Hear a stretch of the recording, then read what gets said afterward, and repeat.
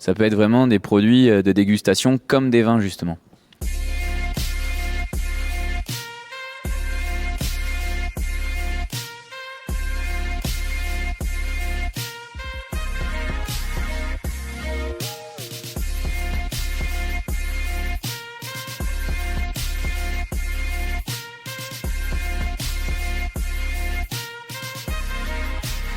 Je suis originaire d'ici, j'ai fait mes études en agronomie, en œnologie sur Toulouse et j'ai travaillé pas loin de 10 ans à Cognac. Et c'est un métier qui m'a vraiment passionné, la distillation. Je me suis dit tiens, pourquoi pas distillateur, sachant qu'il y a beaucoup de bases en commun en fait entre le vin, les spiritueux, la bière, enfin tout ce qui est alcool en fait, on a des techniques communes sur la partie fermentation. En fait, j'ai atterri ici notamment à cause de l'eau, ou grâce à l'eau on va dire, parce que l'eau pour les spiritueux est un élément très très très important. La chance qu'on a nous, c'est que naturellement l'eau des volcans est filtrée par la roche volcanique, les scories notamment, qui sont des roches volcaniques et qui du coup ces roches retiennent tout ce qui va être calcium, magnésium, donc des minéraux qui poseraient problème à cette phase de ce qu'on appelle la réduction. En fait, c'est l'ajout d'eau dans l'alcool pour redescendre le degré. En fait, le projet, c'est vraiment de travailler uniquement des matières premières naturelles, jamais d'arôme, jamais de sucre, jamais d'édulcorant. La même logique, voilà, que travailler avec une eau brute sans avoir à les retraiter.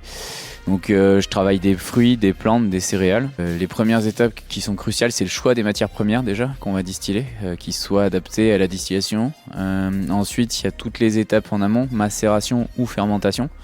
Il y a des schémas de production différents suivant les types d'alcool pour vraiment avoir une concentration en arôme, en alcool aussi, d'où la nécessité de consommer avec modération, mais vraiment d'aller concentrer ces arômes-là et d'avoir des choses. Souvent, on pense aux alcools distillés, on se dit ah ça va être brûlant, ça va être agressif. Et nous, le retour qu'on a sur nos produits, c'est souvent ça, c'est de dire c'est agréable en goût, c'est parfumé et c'est rond. Donc pour faire une bonne distillation, voilà, c'est tout un tas de paramètres, du choix de la matière première, le choix de l'eau aussi à la fin pour redescendre le degré et le temps que ça va prendre. Aujourd'hui, moi j'ai des spiritueux, c'est 41 mois de travail avant de mettre en bouteille. On a perdu la culture du spiritueux parce que le spiritueux c'est un produit qui date du Moyen-Âge et qu'on a consommé jusque dans les années 1950, qui s'est perdu à cause de la fiscalité sur les alcools. Aujourd'hui c'est le produit le plus taxé en France devant pas mal de produits, donc c'est pour ça qu'on a perdu cette consommation. Il y a différents spiritueux, mais suivant ce que vous achetez, vous avez entre 33 et 38% de taxes sur une bouteille. On est à 2 TVA quoi, donc c'est énorme. Le spiritueux en fait on le consomme du début du repas jusqu'à la fin en fait, en digestif. Donc par exemple en entrée vous pouvez faire